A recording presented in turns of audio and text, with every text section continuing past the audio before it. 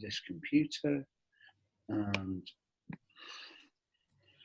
preparing. And okay, cool. Right. So we will make a start. This is Thursday's edition of the kind of P10 show. This will be something that will, again, continue to evolve and all that kind of stuff.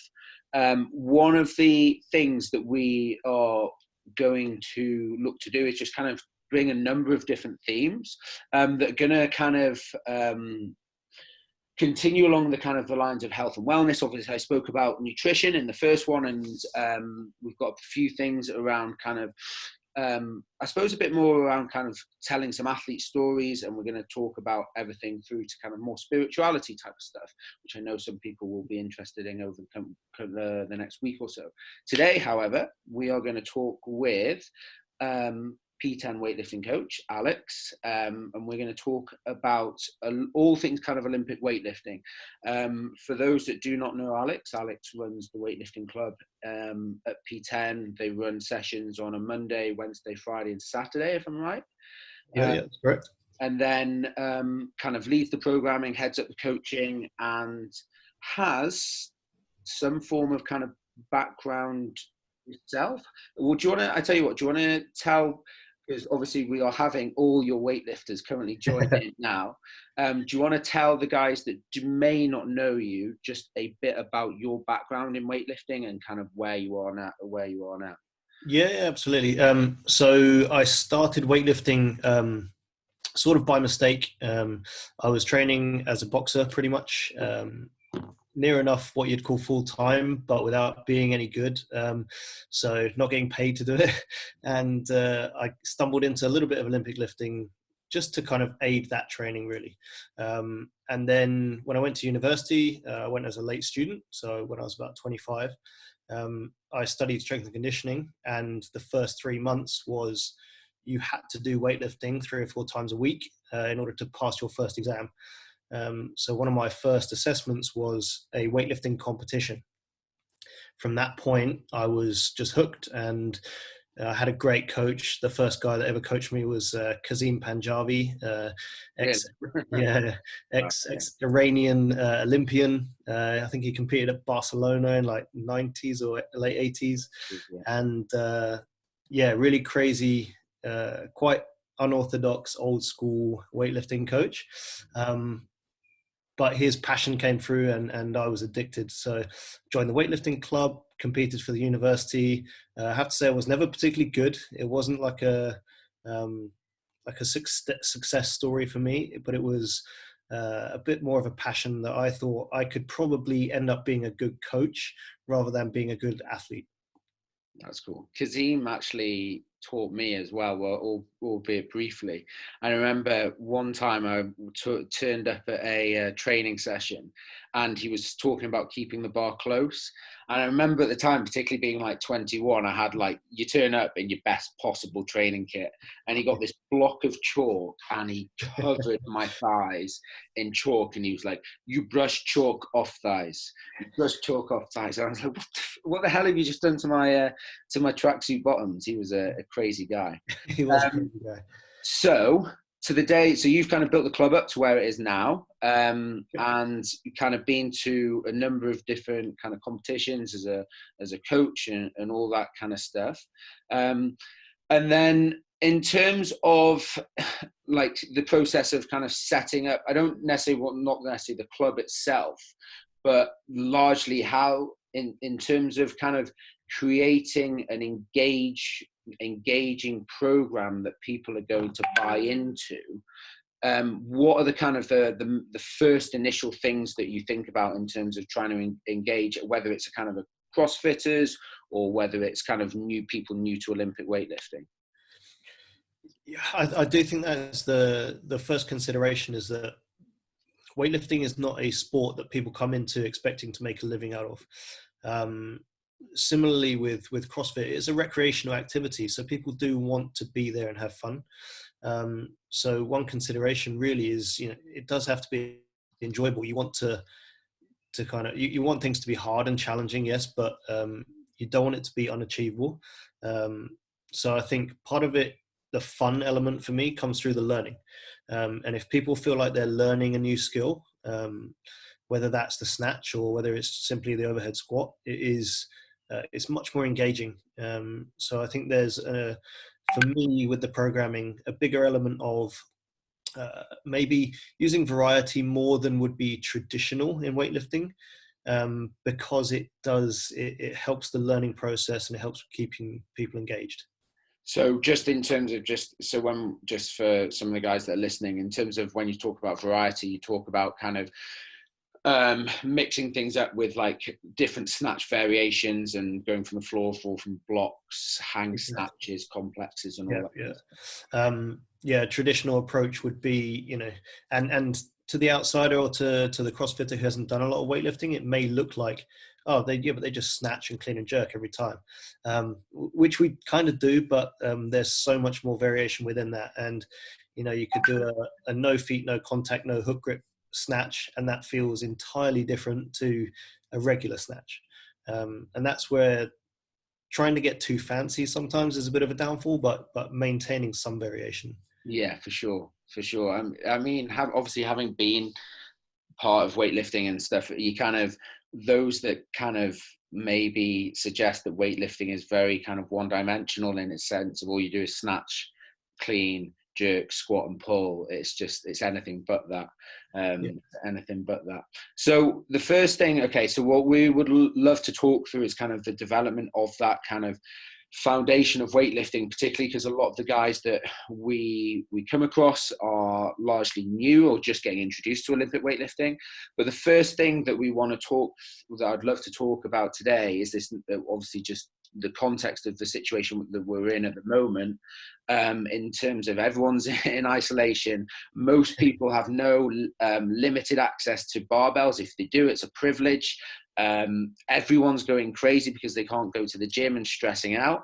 And then, so what would your message to those people be, and how do you manage this time in lockdown? Yeah, I mean, it's a little cliched, I know, but the seeing it as an opportunity,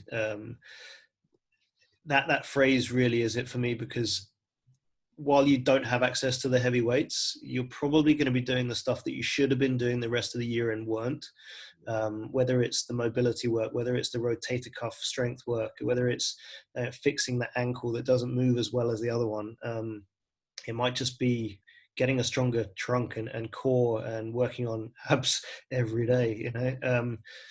If you're limited to, essentially the basics, then the basics really have to count. And I think for the weightlifters that you see on, the world champ stage and the Olympic stage, they got brought up from the age of 8, 12, 14, maybe.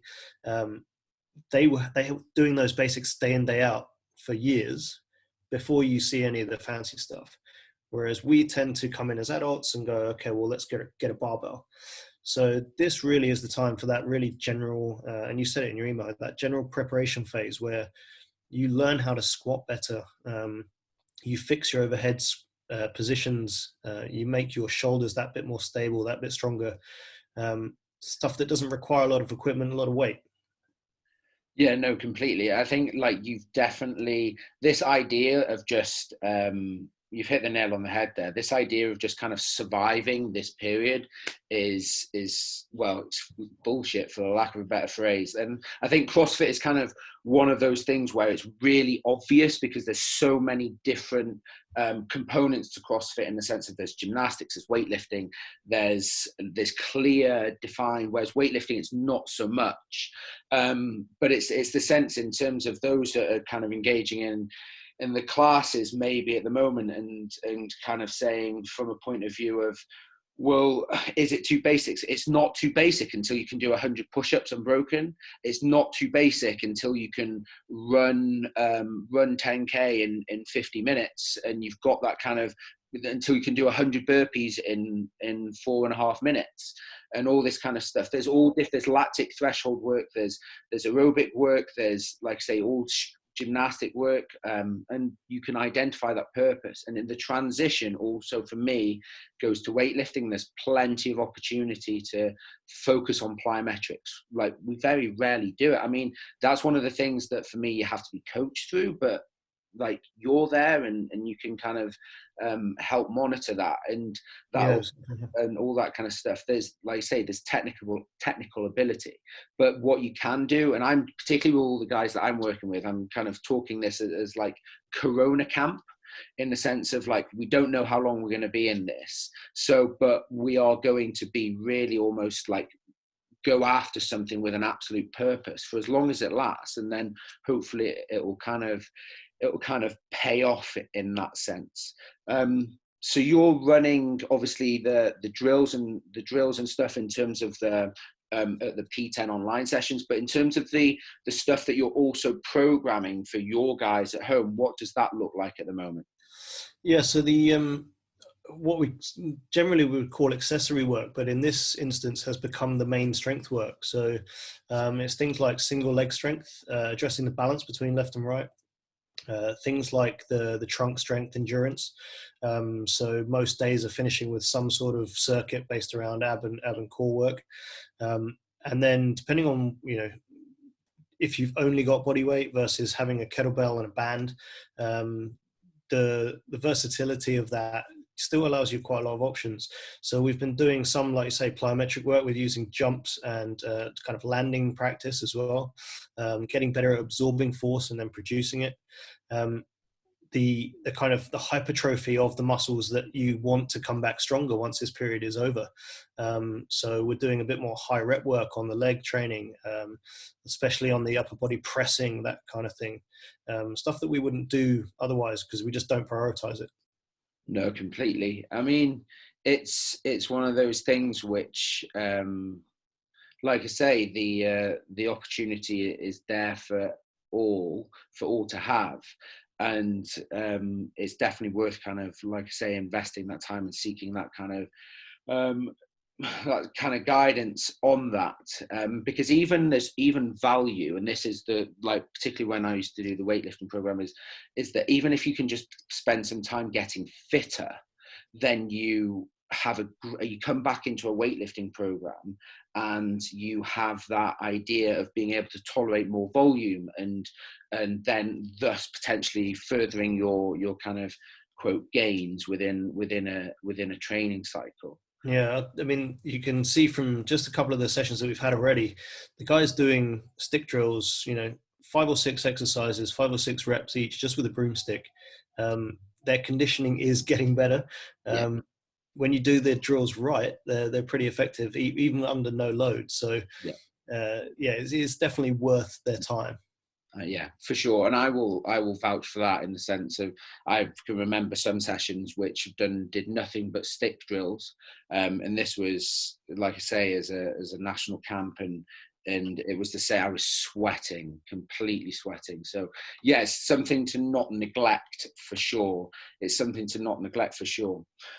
So just kind of, like I say, before we move on, and like I say, we'll get into the nitty gritty of the kind of the important stuff of what we should be focusing on in the first year of our weightlifting. Just to recap, we're saying that identify a purpose and just don't settle for kind of just surviving through this time. There is so much work that we can doing, whether that is the technical development, conditioning, plyometrics, and then still having this strong exercise idea about kind of doing work. Anything to add to that? Or yeah, definitely, I'd say rehab as well within that. It's those areas that you've neglected for a little while, you've got time for them now, so do the work. Yeah. Awesome. So in terms of, obviously, like I say, we see people who kind of get exposed to the snatch, get exposed to the clean and jerk, and just kind of, for the most part, want to run before they can walk. And I don't even want to talk about, obviously, there's some people that kind of have this idea of, even in the first... Sanjay smiling now. Yeah. Even in the first month, they want to do this. But then I also want to expand that to, and I'm going to say this because these guys are the worst, in the sense of like those that have been doing it for 9-10 months, but still have this kind of like clear flaws and becomes like even more difficult to communicate. So what are the kind of the key things that in the first kind of 6 months of kind of introducing weightlifting to someone, what are the key things that, if you could pick 3 things to drill into someone, what would they be? I'd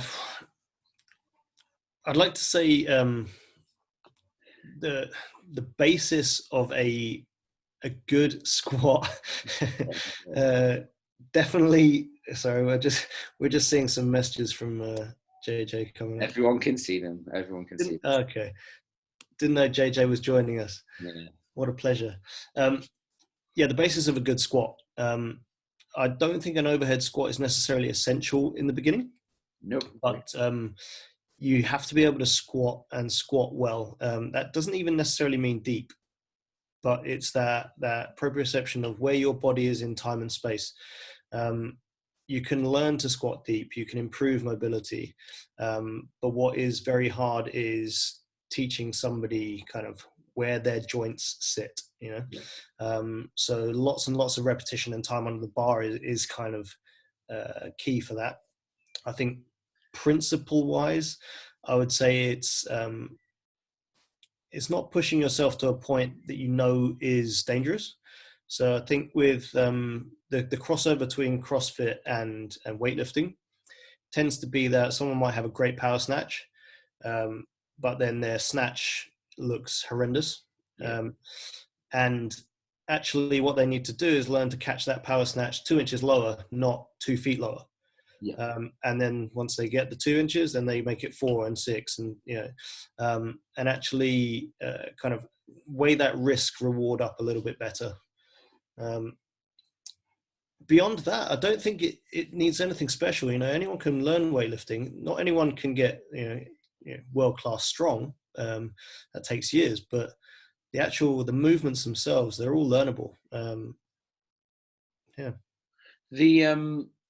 I think, particularly talking in the more CrossFit kind of context, and I can see an argument against for what I'm saying, but one of the things that I will try and enforce from the beginning, and one of the sloppiest people at this is, I'm going to say, JJ, but is this idea of footwork. So establishing this base of just it, kind of, you can drill extension through many different ways, but one of the easiest ways that I found is just communicate that ability to kind of move their feet. And you see in CrossFitters, generally they kind of just show their hip as a partial extension and then just sit their hips back into some sort of catch with lifted footwork, which can obviously just compromise that. So I would add that on. I agree with everything you're saying, and I would just literally add that on the end. Yeah, I think the intent is very different. When you're looking at a CrossFit workout and you're trying to shave seconds, versus the weightlifting, which is you're trying to have one maximal effort as heavy as you can possibly do, and stand it up. Yeah. And I think when you approach the bar with that different intent, it's very easy to get kind of pulled into one or the other. So the consistency that you need to have with hand placement, foot placement, even where you're looking during a lift, with weightlifting is much more important. I think you kind of forget that probably in the CrossFit, where the time shaving element is more important. Yeah.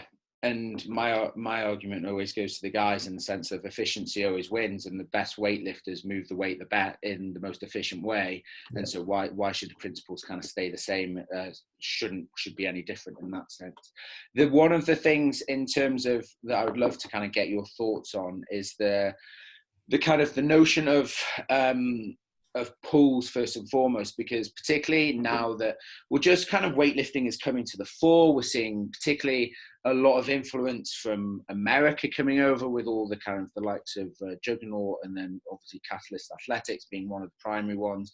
And they introduce a whole plethora of different pulls, whether they're the Chinese version, whether they're kind of the more Western classical version that we've done. What's your take on that? How do you implement it with the guys, and go from there?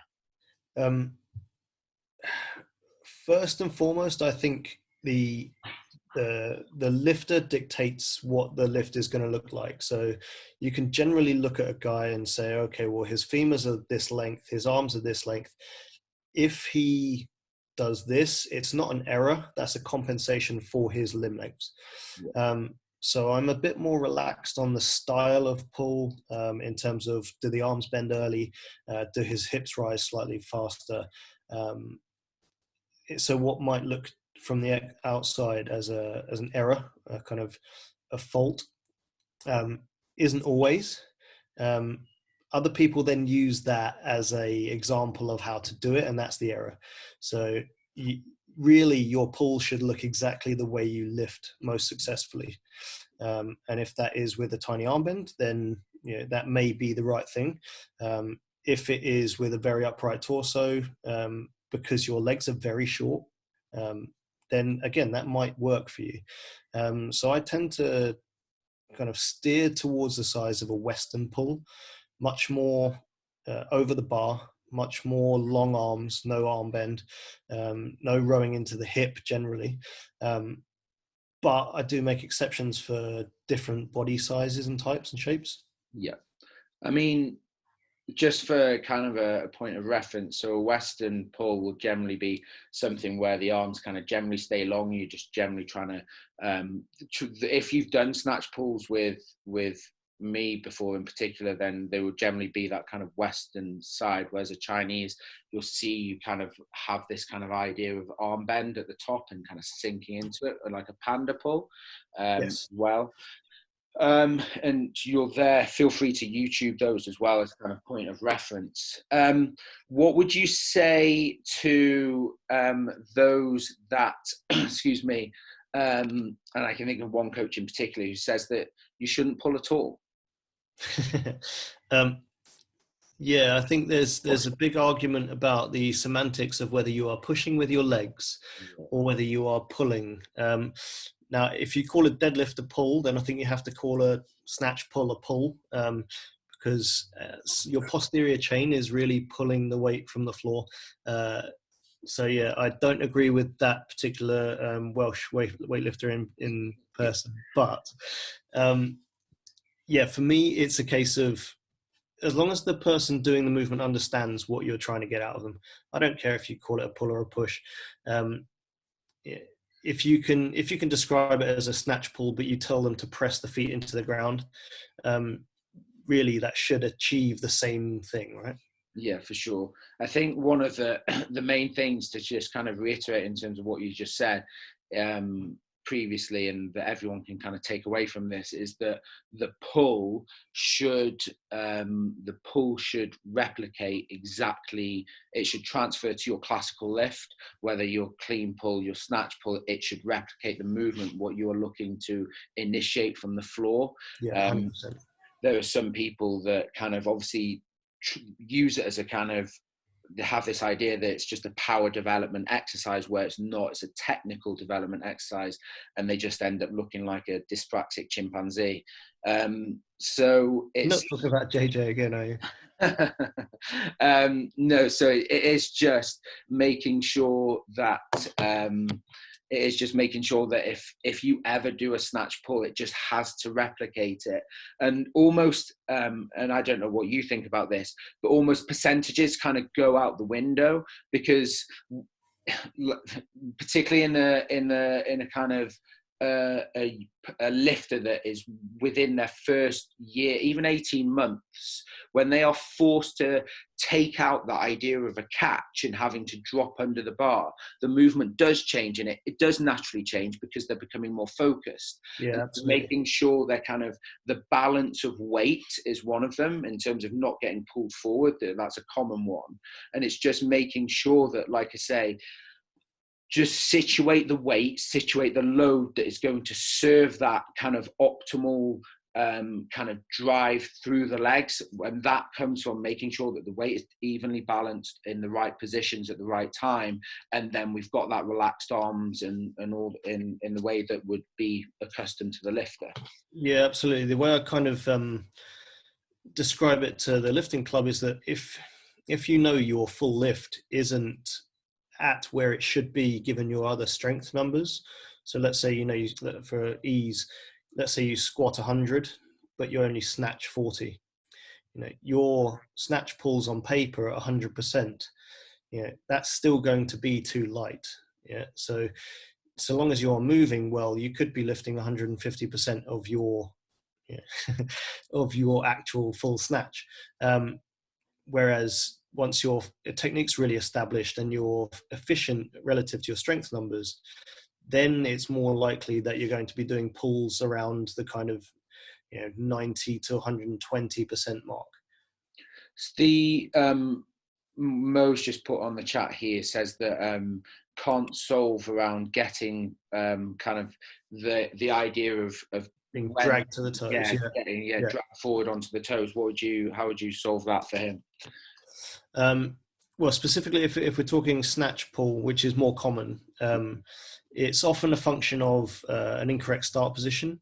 So sometimes the hips might be too low and they come up therefore too high, which means that as you starting the lift, if your hips rise, then the bar is going to stay forwards and drift forwards potentially as the hips lift as well.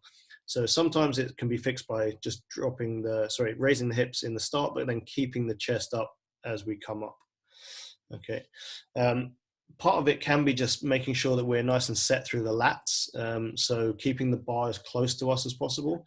If we pull with a soft back or relaxed lats, then as soon as we break the floor, the bar wants to rush forwards and drag us to our toes as well. So it could be a combination or one or the other.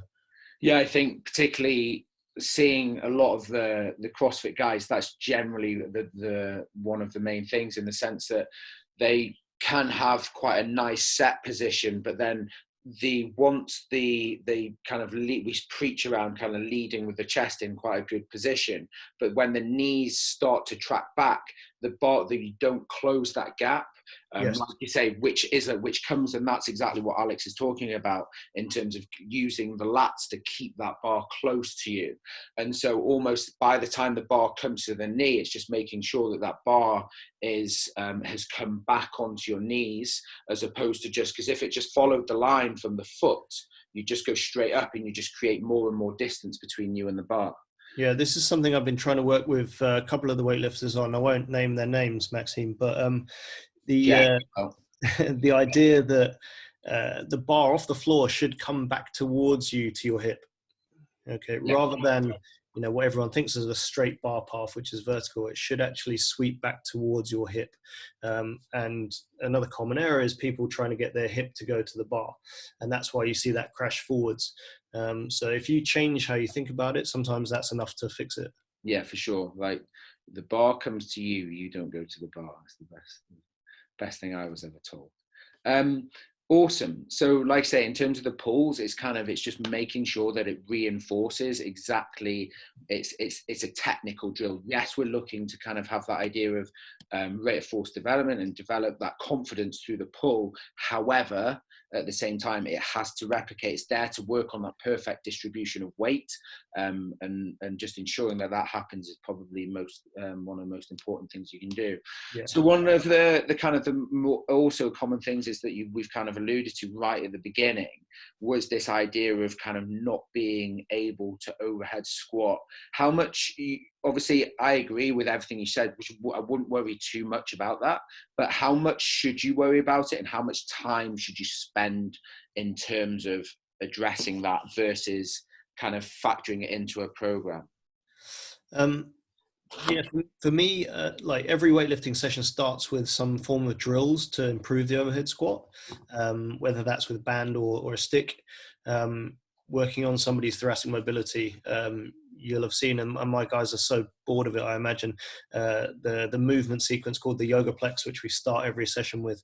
And the idea of the yoga plex is to essentially kind of mobilize the thoracic spine, get a better overhead position in the downward dog, to work on thoracic rotation with what we call the greatest stretch in the world in the beginning. And every session, there's an opportunity to improve your overhead squat. It doesn't mean that you then have to snatch deep in every session. So for me, it's more a case of getting comfortable there, spending as much time there as you possibly can. Perform 3-4 sets of 6 overhead squats with a stick. If a stick's too hard, use a band. But the more time you can spend in a deep overhead squat, the better you'll be. Yeah, for sure. I mean, knowing I was taught to lift by Ray Williams when I was about 15, 16, sorry. And he would make Gareth, so this is Gareth Evans, he at the time when he used to do 100 overhead squats a day with a PVC pipe, and it can be something as simple as that. Yeah. It can be something as simple as that. The Jen's just asked here, when her wrist really hurt when she does an overhead squat, is there anything that she's doing wrong? Is there anything that you would focus on? Well, knowing Jen in particular, it's probably the shoulder position. So she's having to compensate through a really bent wrist because the shoulder isn't allowing the arm to be where it should be.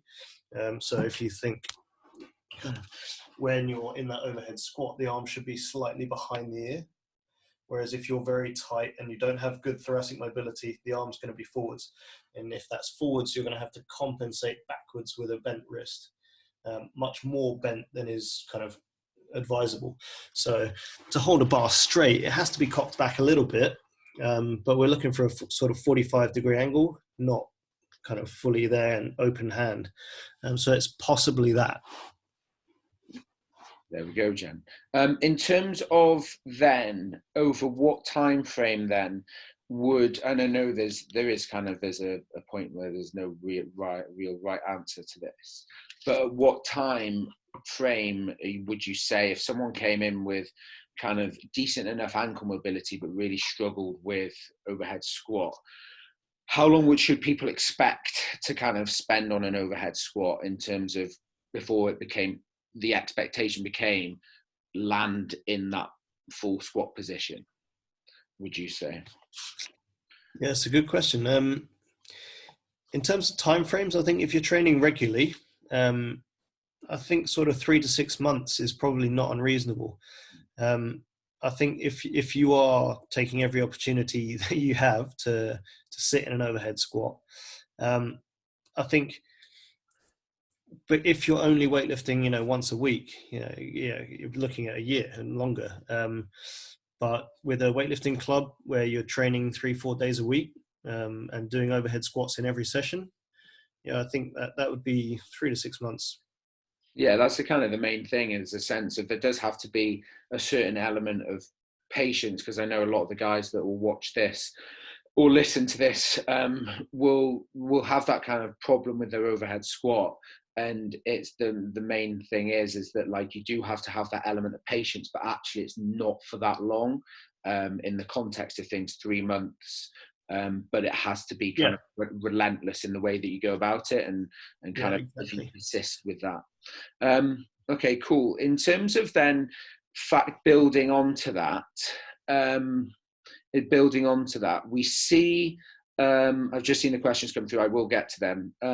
We see a lot of more people through the weightlifting club, just through the CrossFit as well. Obviously, they're utilising the open gym facility a bit more at P10, as well as that. Just CrossFitters as a whole are kind of dedicating more time to Olympic weightlifting. What are the kind of things that you would, bearing in mind the general exposure that an average CrossFit program would provide in terms of exposure to Olympic weightlifting, and obviously the exposure that you as a kind of a program provide for your guys, in terms of the additional bits, what would you be looking for them to kind of primarily be focusing on from an Olympic weightlifting development, technical? Because we have seen guys who are just coming out of classes and they're going straight into even more just cleans and snatches. Yeah, I think the drill element is probably missing. I think how much time you spend like on an empty bar, actually working on improving your snatch rather than just snatching heavier. that's probably an element that's missing. In terms of the programming, it's having the options. So like, snatching from blocks, snatching from hang, working on the parts of your lift which actually are the most difficult or the hardest for you. Um, Things like learning to muscle snatch, learning to triple extend fully, that kind of thing. Yeah, probably not done enough by CrossFitters, I'd say. Yeah, I definitely agree in the sense of we see a lot of people kind of just come in and just, like I say, just go straight into snatch, cleans, and then, but there's so much, it's just kind of doesn't really have any real intention. Like, we'll come on to kind of how we select our weight and percentages and all the rest of it, but it's just, let's just lift and lift and lift. Whereas it's this idea of being purposeful practice, Yeah. and kind of going after it in that sense. And if you have an issue finishing your pull, then first and foremost ask what you can do. But that can come from, like Alex has said, just snatching from blocks, doing high hang snatches, doing, maybe if it's an issue with your catch, like snatch balance and stuff like that. I think there should almost be a rule that if you're in open gym, you're allowed to do anything but the full classical lifts. You can do any variation of, but the full classical lifts. I would add powers to that as well. Yeah, right, okay, cool. Yeah, no, I agree. Like pause snatching, 3-point snatching, all of these things kind of address different areas of weakness. And this is where what you were talking about at the beginning, in terms of promoting that variety within, the variety that actually comes within a weightlifting program is vast. I And think there's a slight underestimation of, okay, last week I snatched 60, so this week I'm going to snatch 65. And if weightlifting worked like that, we'd all be so much happier around the gym. Well, we're not. And this element of the linear progress and the very like strength training nature of it, it's much more sensitive to technique than that. So it could take you 3 months to put 5 kilos on a snatch. It could take you a year once you're really good. So it is much more technical. I think you have to approach it much more like a technical sport, and the practice comes along with that. Yeah, I definitely agree. I think one of the most common things is you see so many CrossFitters that kind of have been in the gym, particularly having been in and around CrossFit gyms since 2009. You see CrossFitters who have like been doing it, and I was guilty of this as well, 3 years in, and you just see guys who were perfectly strong. Like at the time I had a 160 back squat, and I could snatch 80 and clean and jerk 110. And you just see so many guys in particular who are strong, who can pull 200 kilos from the floor, but they just get stuck. It's like the magic number, 80 to 85, and then 110 to 120 on the clean and jerk, because that's how far your strength will take you. Yeah, I've had a few guys actually cross over from CrossFit with almost exactly those numbers. Yeah, and magic numbers. Yeah, and it's like a sticking point where you can no longer muscle the snatch into whatever you want it to be. You have to learn to get better. And thankfully, a lot of the CrossFitters who have joined the club, they've got fantastically better, and they're really enjoying seeing those kind of small PBs more frequently than your big 5-10 kilo PBs. But I'd take a consistent kilo a week over anything else.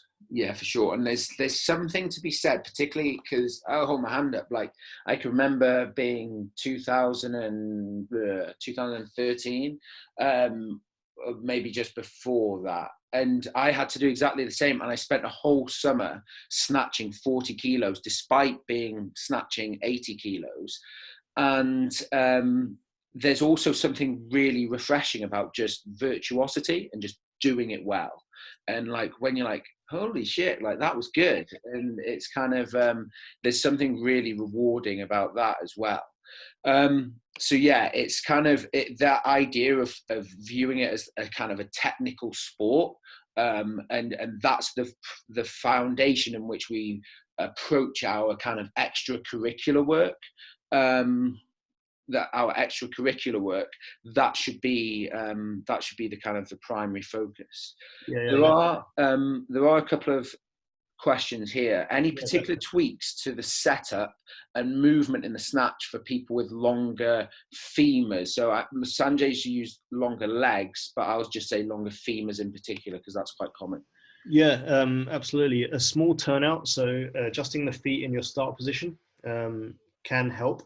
So part of the reason a long femur makes it harder to start a lift is that kind of relative to where you are, you have to kind of sit in a different position. Your knees jut out over the bar. So what we want to do to get the knees out of the way is just turn that foot out. And that just through simple geometry means that the knees are out of the way earlier. We are then able to stay over the bar better without having to shoot the hips up at the back. So that could be the easiest thing. Making sure the grip's perfect is probably key as well. So if you haven't already, is making sure that grip is exactly the right width for you. If you're that long in the femur, chances are it's probably a really wide, almost on the outer ring. Sorry, not the ring, the sleeve. So once you've got those two things and you've got good mobility in the hips, then yeah, you should be fine. Yeah, the feet is a massive one. The feet is a massive one, and particularly if you do have those long femurs, it's definitely making that effort to just put them out, and it just lets those knees just track out the way a lot easier. Would you be trying to do, so this goes back to the kind of the overhead squat kind of thing as well. Would you be trying to do more mobility or strength work for that kind of 3 to 6 months? Is it more important to kind of drill with the stick or the band or start building weight quickly?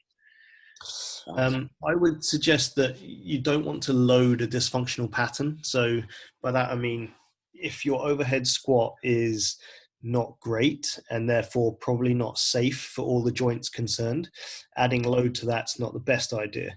That said, I do think there's some value to loaded mobility work where actually a little bit of weight helps to push you into the right position, gives you a deeper stretch and allows the joints to open up a little better. So there's a fine balance, but I wouldn't be loading it in terms of strength work necessarily. I'd be doing loaded mobility, so not as heavy as your traditional strength work. Yeah, it's completely right. I mean, someone said to me once, shit practice is still shit.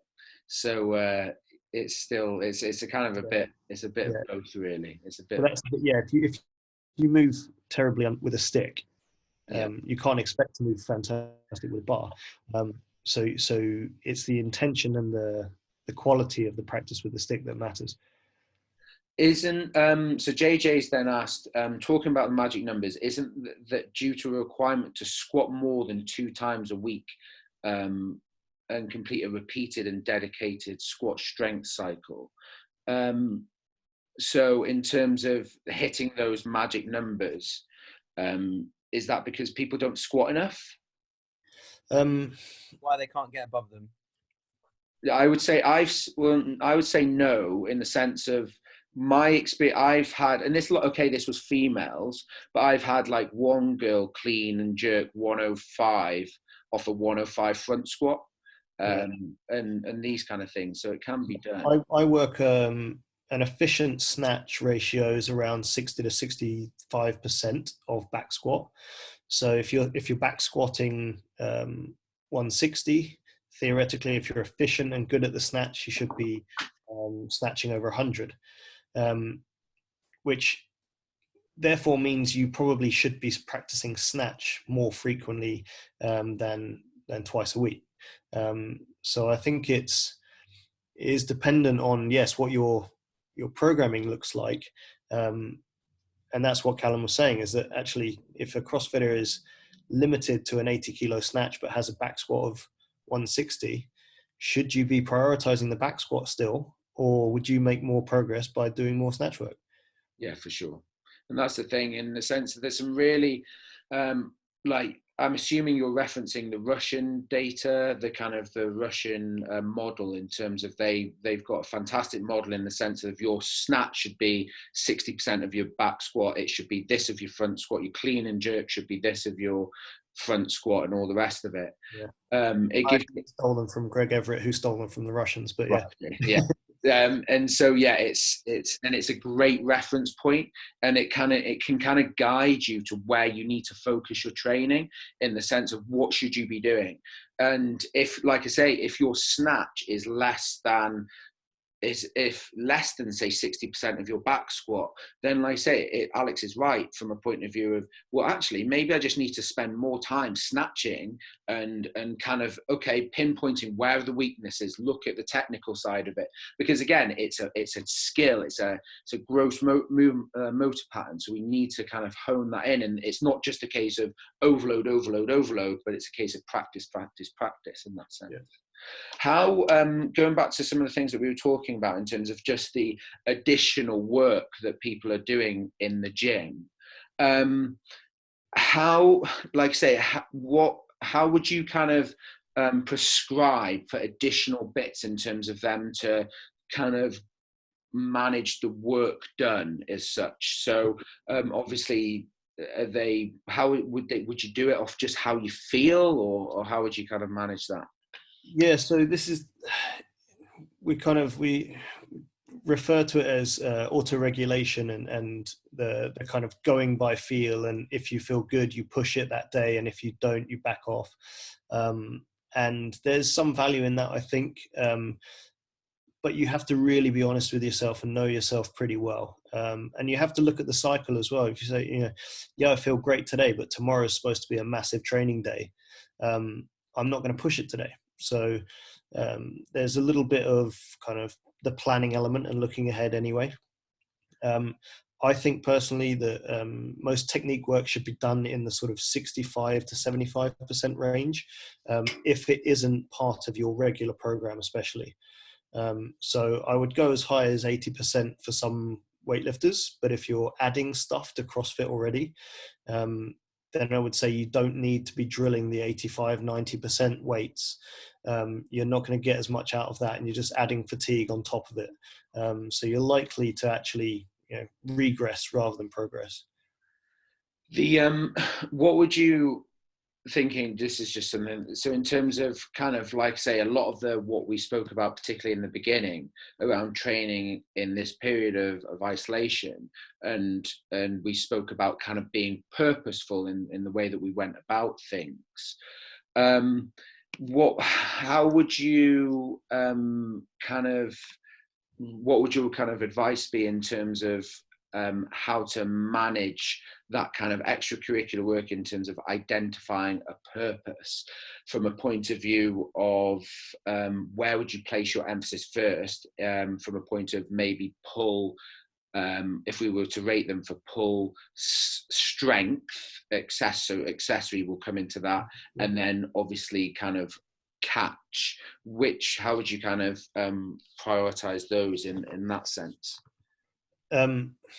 I think the pull is really probably the most important. If you have a great catch but a terrible pull, you're still not going to lift good weights. Yeah. So to me, the pull and pulling right is really important. Primarily getting the triple extension, but also making sure you hit the right positions on the way through that, so you're perfectly balanced and the bar's going where it should go. So I think you can do that with a stick. You can do that with a stick and a band. You can do that just with your thumb sticking out to the side. You don't actually have to have a stick even, but you have to know where you are in time and space and where you're supposed to be in time and space. So then I think the strength and accessory is probably least important. However strong you are now, if you get technically better, you will snatch and clean and jerk more. You can be more efficient at whatever strength you currently have. So I definitely prioritize technique over the other stuff. For sure. And then, so just as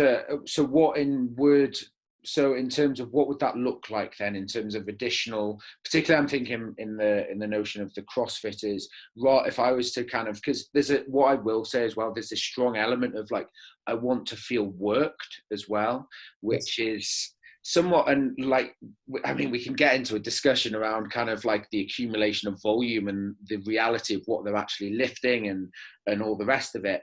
But what, in terms of like, how would you find that balance between, because fundamentally, like we said at the beginning, it's got to be enjoyable, they've got to be engaged, and kind of feeling worked in that sense is going to be part of it. What does that then look like in your mind, Well, in terms of structure? Well, as an example, like the current home workouts that the guys in the weightlifting sessions are doing, it's about 20 minutes of stick drills, Yeah. ranging from just really basic good morning squats, presses, through to the more advanced, with a stick, kind of technical snatch drills or jerk drills. Beyond that, you probably then still spend 30 minutes on the other stuff, on things like split squats, Bulgarian split squats, jumps, pressing, rowing, that kind of the meat and potatoes of your accessories, and then finishing with some form of core endurance work. Yeah.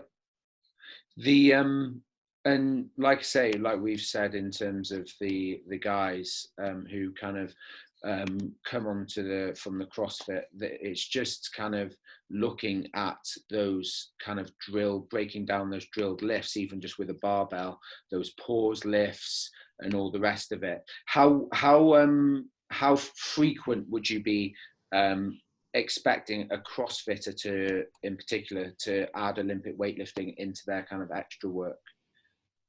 Well, I think if it's the stick drills and like warm up drills, especially, I would say daily. You're going to work out daily.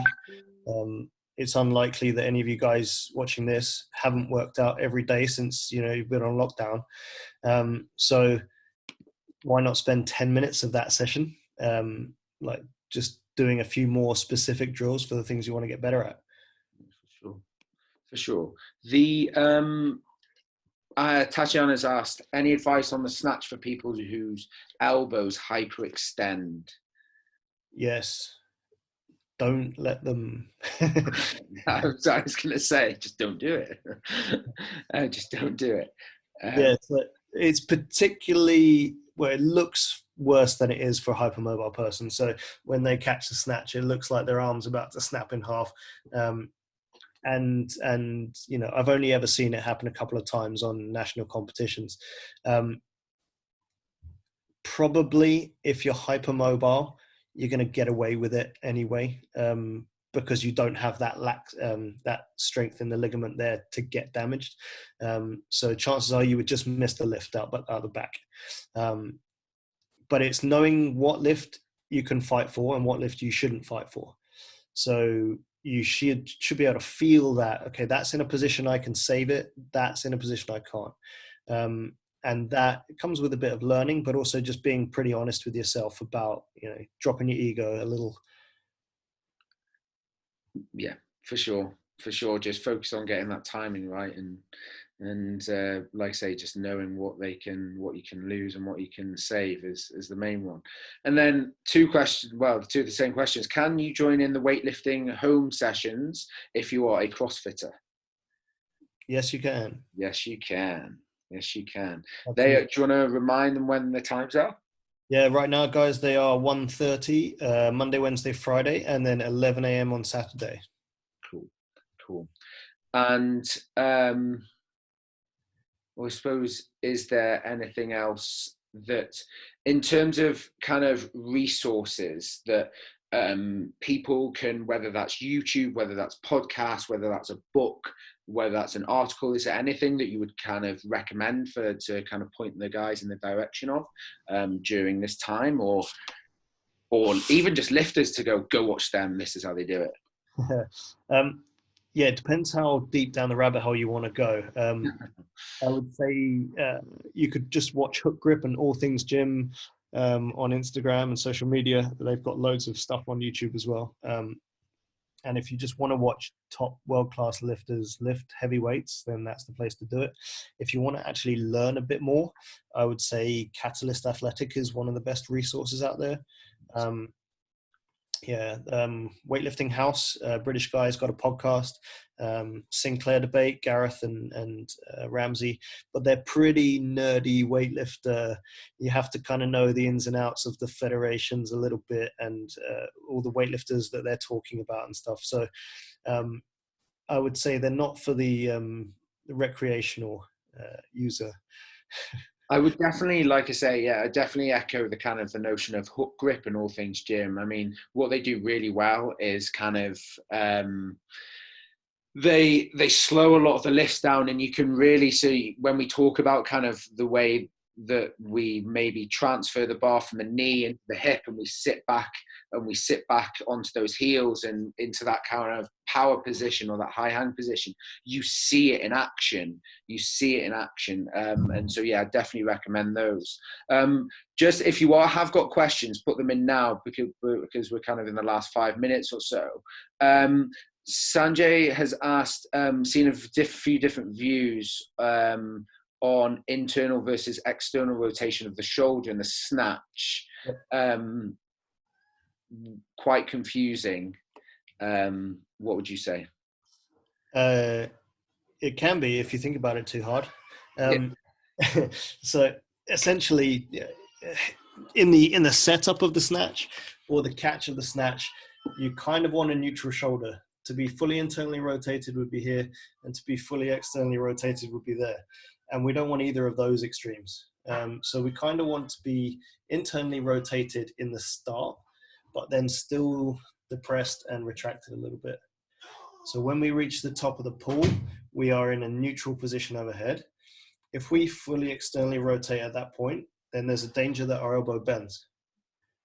So if I'm internally rotated, it protects my elbow bending downwards. Yeah. So as that force lands, I'm more likely to drive into the shoulder. If I fully externally rotate, then my elbow could bend with a heavy weight overhead.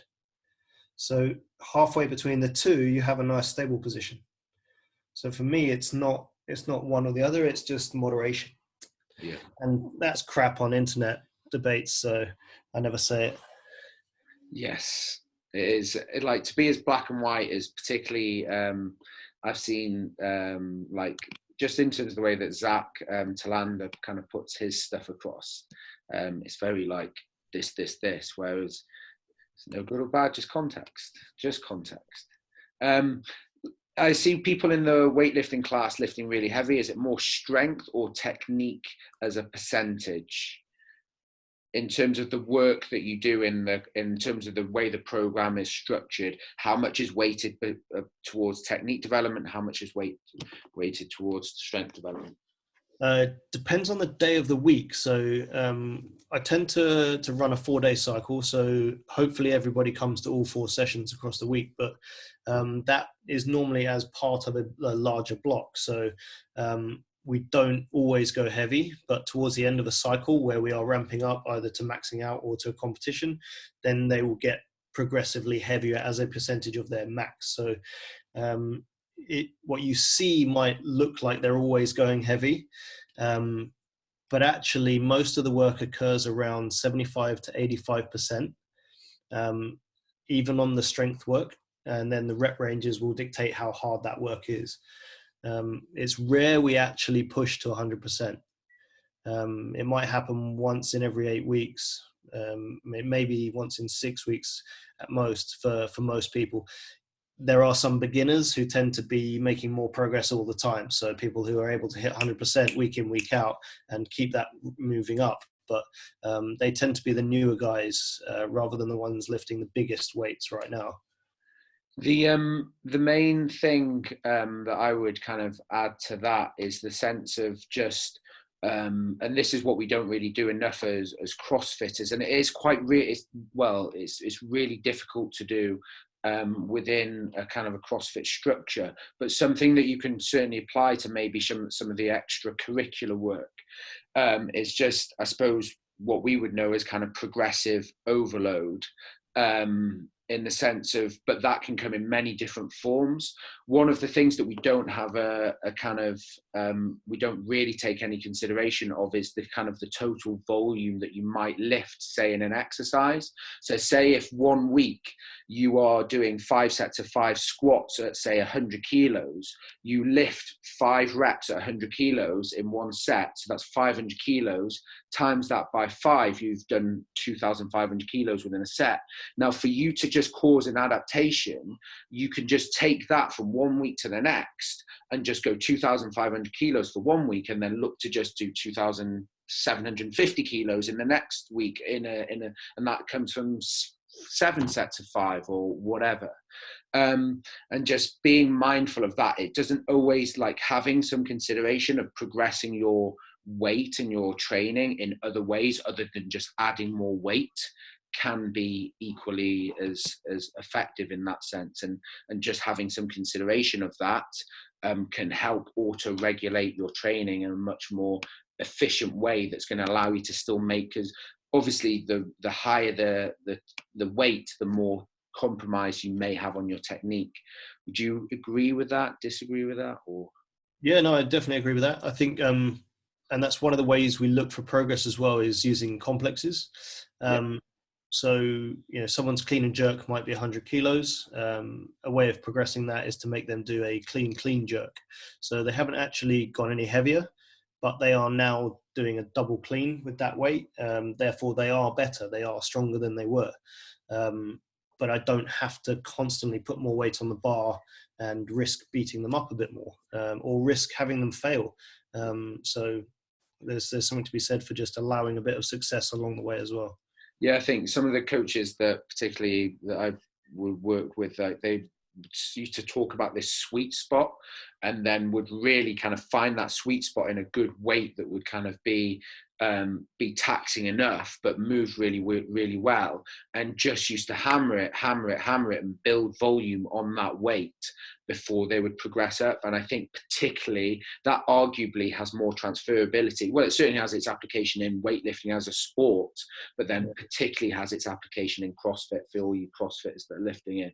Find that sweet spot and just like get to the point where you can do complex, like most disgusting complexes at it really efficiently, do sixes on it, and all the rest of it. And yeah, I know, and it's gross. It's literally gross, and you think that weightlifting isn't hard, and it just provides this variety of stimulus. It gets you out of breath. You leave the session feeling just as tired as you would a CrossFit session, having done 50 burpees and all the rest of it. So yeah, it's definitely something to consider. Any more questions before we wrap things up? Because we've been going an hour, which is flown by. Can you believe it? And we've heard Alex's little one crying in the background as well. I wonder if you could hear that. Yeah. I have to go to the rescue in a minute. Yeah, no, it's fine. No, but thank you all. Thank you, Alex. I really appreciate your time this evening. My pleasure. Thank you all for joining us. Yeah, thank you to everyone that's kind of joined us live. And then I'll be back on Monday with a new guest. And yeah, we'll talk about something similar, same, different, and hopefully for your learning. Alex is obviously on hand, not to message if you have any questions during this period. So please use him, and then as are we. So and then hopefully see you guys very, very soon. Bye. Thank you, guys.